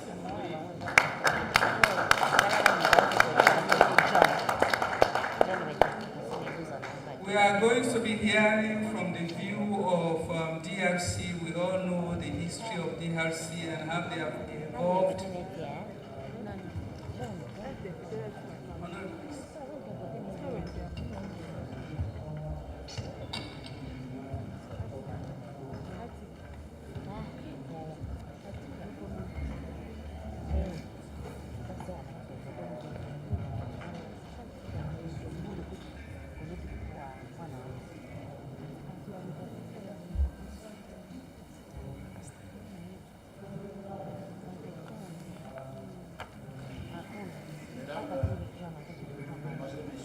Ladies and gentlemen,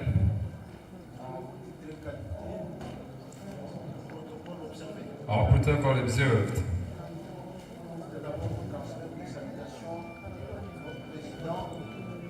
I would like first of all to transmit you the greetings of our President, Félix Antoine Tshilombo, and the greetings from the Congolese people.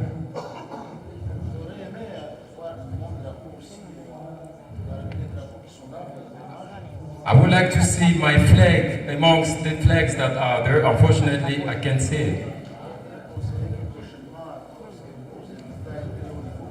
I would like to advise you, next time you can put the flag.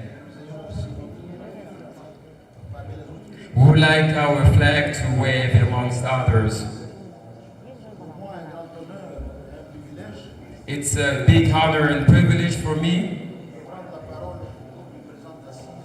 to take speech before you related to peace and governance. It's really in a good place. The Nigerian Army Resource Center, that is in this very beautiful place of Chattanooga. This event in Nigeria for the time being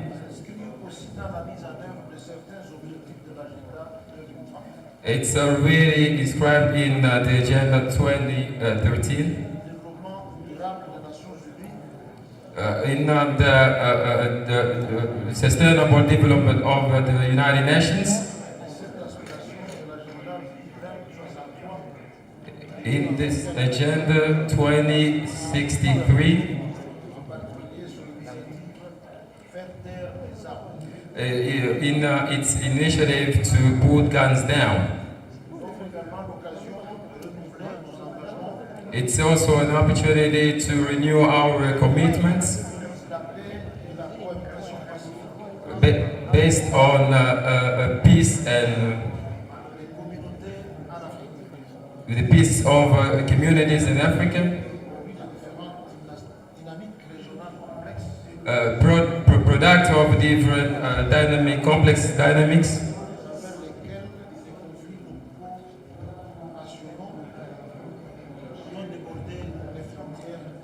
many conflicts that have gone rid of boundaries in every sub-region. Every country has its own problems. In the case of the Democratic Republic of the Congo,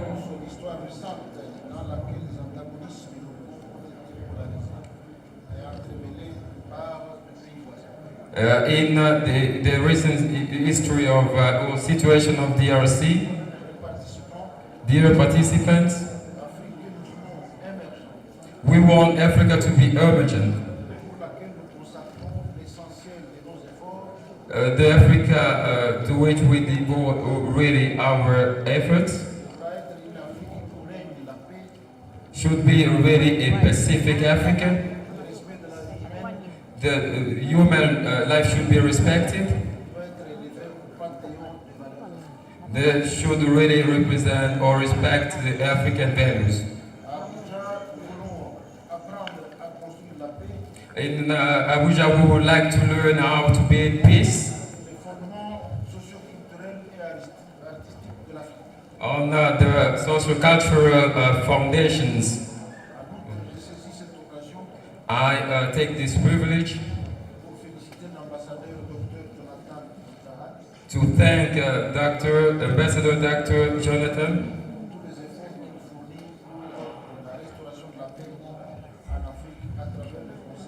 for all efforts to restore really peace in Africa.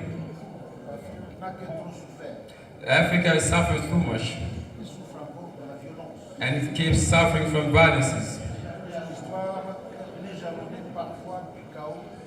Its history is really constituted of chaos,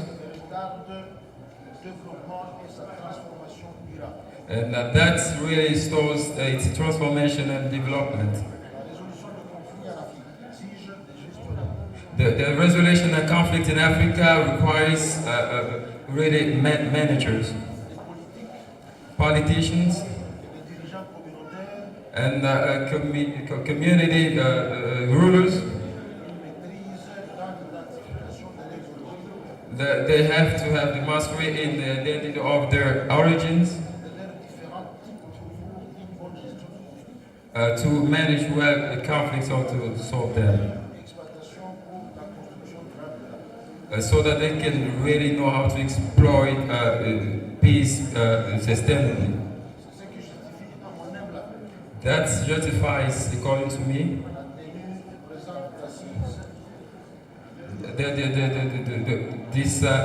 this meeting. Believe me, ladies and gentlemen and organizers,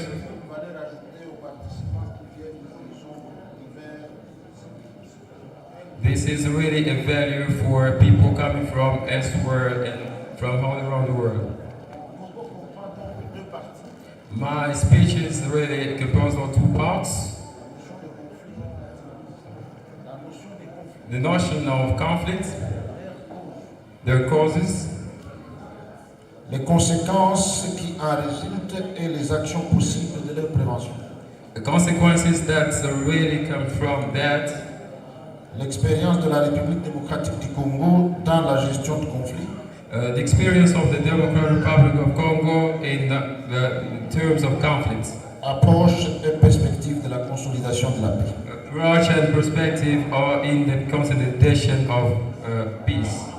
Avant de développer ces deux parties de mon propos, before developing these two parts of my speech, je vais quand même vous donner la cartographie de la République démocratique du Congo. I'm gonna share the map of DRC with you. Avec son histoire qui me paraît trouble, avec une histoire tout à fait controversée. With its controversial history. La République démocratique du Congo a une superficie de 2 345 410 km². The DRC has the capacity of 2,345,000 kilometers. Il a 26 provinces. And 26 provinces or regions. 145 territoires. 145 territories. 259 chefferies. Sorry? 259 chefferies. 259 chefferies. 478 secteurs. 478 sectors. 339 communes. 339 communes. 6400 groupements. 6,140 groupments. 2187 quartiers. 2,187 quarters. 78 855 villages. 78,855 villages. RDC est entouré par 9 pays voisins. DRC is surrounded by 9 neighboring countries. Le Burundi, le Rwanda, Uganda, la Tanzanie, la Zambia, l'Angola, le Sud-Soudan, South Sudan, la République centrafricaine, Central African Republic, et le Congo-Brazzaville. And Brazzaville, Congo-Brazzaville. Son histoire est tout à fait sombre. Its history is very dark. Elle date de 1885 à la conférence de Berlin. It started in 1885 during the Berlin Conference. Au lieu que cet espace soit une colonie, This space will really be a colony, but elle a été confiée à une personne it was given to one person. au titre d'une propriété privée. It was considered as Propriété privée. property. Le roi Léopold II de Belge. The King Leopold II. Cela voudrait dire que le territoire, That means that the territory, la population, the population, la flore, la faune, life, plant life, animal life, le sol comme le sous-sol soil and subsoil appartenaient à une seule personne. belong to one person. Et à cette époque, In on a that period, connu un esclavagisme jamais connu au monde. we were really in slavery, never knew. La population était ligotée, The population was really tight. les mains coupées They cut their house et déportée. and deported. Voilà cette situation sombre. This is really the dark situation. Avec des difficultés, le pays sera confié à la Belgique en 1908. In 1908, the country was granted to Belgium, C'est à ce moment-là qu'elle devient une colonie belge, and it became really a Belgian colony avec une histoire tout à fait particulière, with a very particular history jusqu'en 1960, année de son indépendance. up to the accession to an independence in 1960.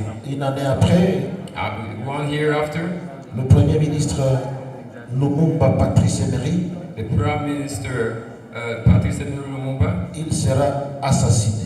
was assassinated. C'est seulement l'année prochaine, l'année passée, cette année, It's just that this year que nous avons reçu les reliques, donc les restes de son corps. that we got really the livings of his body. Après cette période, on a connu 32 ans de règne de Mobutu. After this period,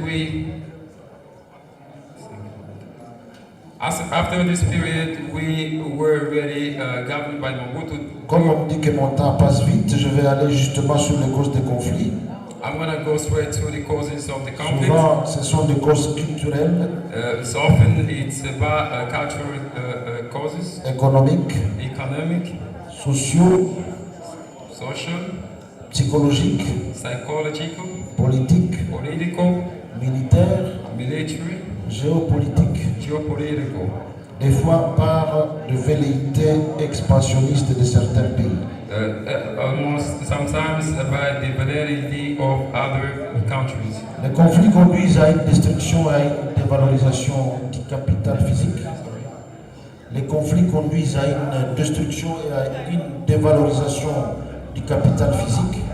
Conflicts really drive to the loss of values, du capital humain, of urban capitals, du capital social, social capitals, de la croissance économique. Economic growth. Et quelquefois possible pour résoudre ces conflits, les voies possibles de résolution du conflit Some methods, possible methods to solve these conflicts peuvent être économiques, can be economic, politiques, political, diplomatiques diplomatic, et militaires, and military. avec des stratégies telles que Where the strategies such as la négociation, negotiation, la médiation, mediation, l'arbitrage arbitration, et la conciliation. conciliation. Les causes, c'est souvent l'accès et le contrôle à l'exploitation de ressources minières, The causes are due to the exploitation of natural resources.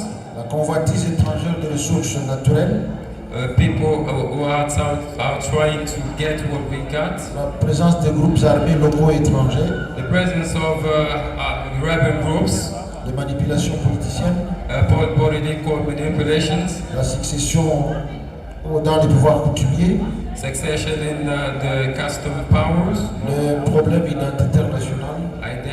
national identity problems.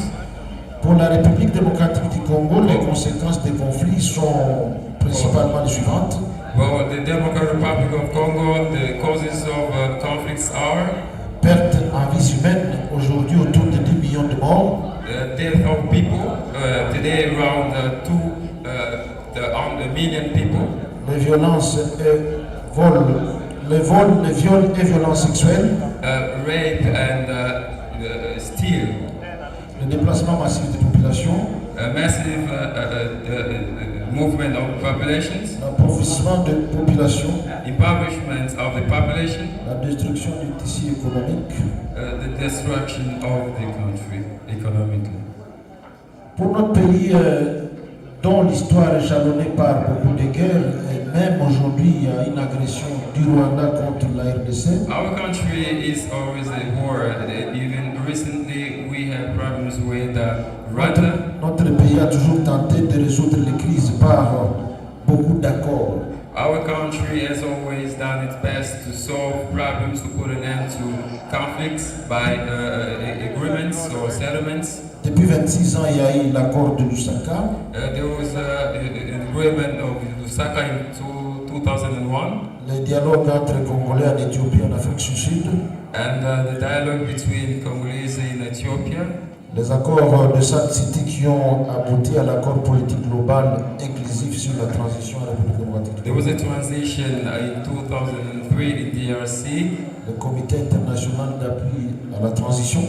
And CIAT. Le Comité technique d'appui aux élections et le Comité de pilotage. The Technical Committee for Elections and l'accord cadre pour la paix, la sécurité et la coopération pour la République démocratique du Congo et la région signé à Addis Abeba en 2013. In Addis Abeba too. Il y a donc beaucoup d'accords. There are many agreements. Il s'agit là de beaucoup d'efforts fournis par notre pays. We made really a lot of efforts pour résoudre tous les conflits régionaux. To solve our regional conflicts. Voilà, mesdames et messieurs participants. Ladies and gentlemen participants. Pour le moment, nous sommes engagés dans une politique de renforcement de la bonne gouvernance. We committed to reinforcing our policy in terms of governance. De la mise en place des structures de contrôle. In the implementation of control. Les différentes réformes. Different reforms. La lutte contre la pauvreté et les inégalités. We fight poverty and inequalities. C'est donc à ce moment que je voudrais remercier l'assistance. I would like to thank you all. Et pour l'invitation qui nous a été adressée. For the invitation. De venir participer à ces assises. To participate in this dans ce beau pays. In this beautiful country. La République fédérale du Nigeria. The Federal Republic of Nigeria. Je vous remercie. Thank you.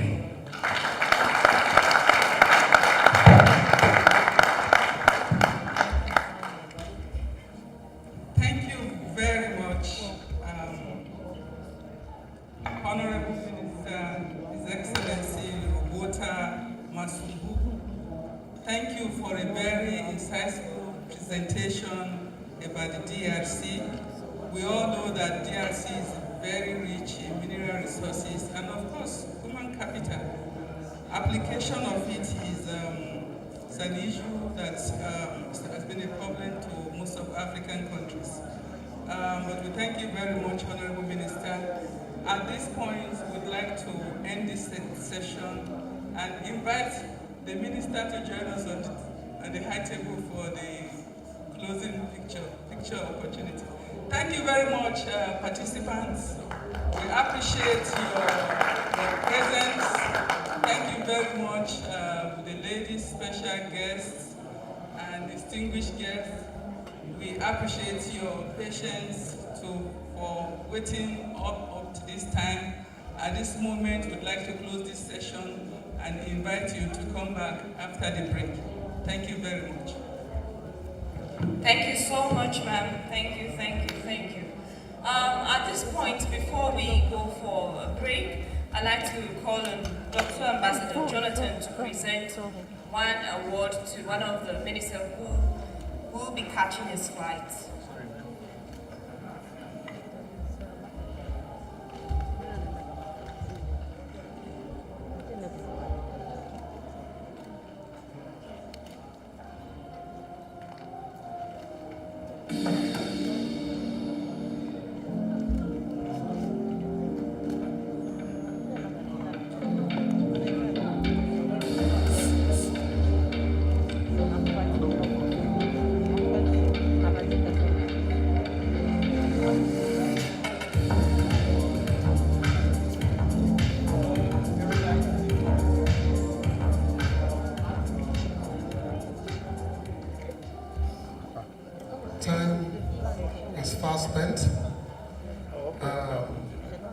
like to take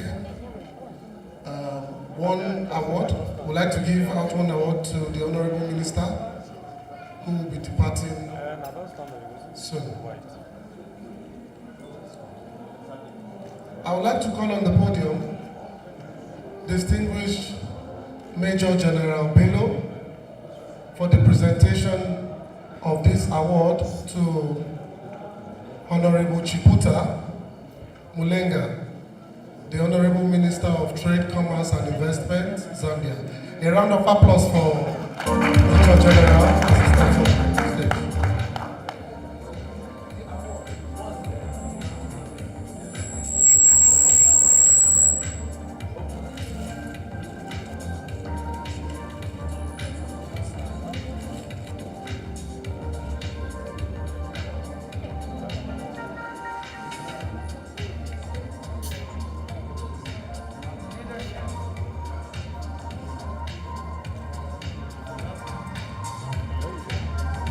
Leadership Excellence and SDG Peace Award presented to Chipoka Molenga in recognition and honor for excellence in leadership and United Nations SDG Icon of Peace. Congratulations.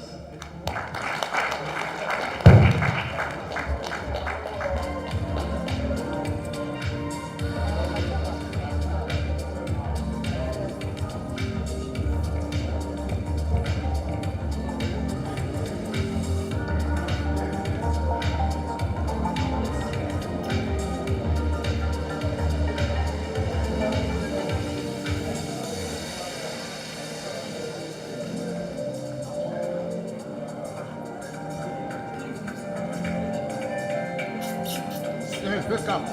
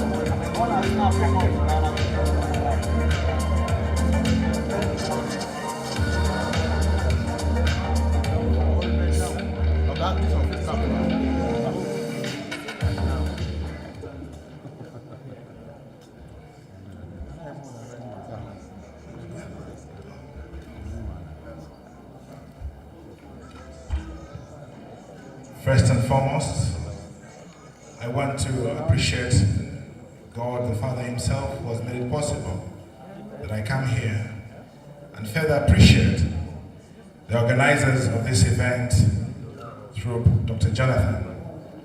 I received this award graciously, and I can assure you it is not my intelligence that has made it possible for this to be done. But I receive it on behalf of the people of Zambia that have been there to support the New Dawn government in working hard to help improve the economic fortunes of our country. The leadership of our President, His Excellency President Hakainde Hichilema, has been instrumental in making our country take a national stance and improve the fortunes of the living standards of our people in my country. So, to the United Nations and the organizers, on behalf of my people of Zambia, I graciously accept this award and say thank you very much. God bless you, God bless you. Thank you very much.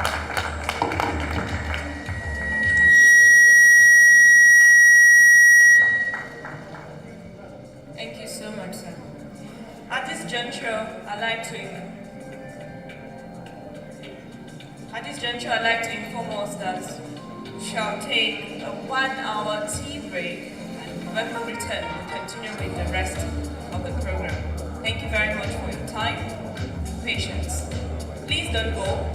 You can just step out for your tea break, and then we'll be back in an hour time. Thank you.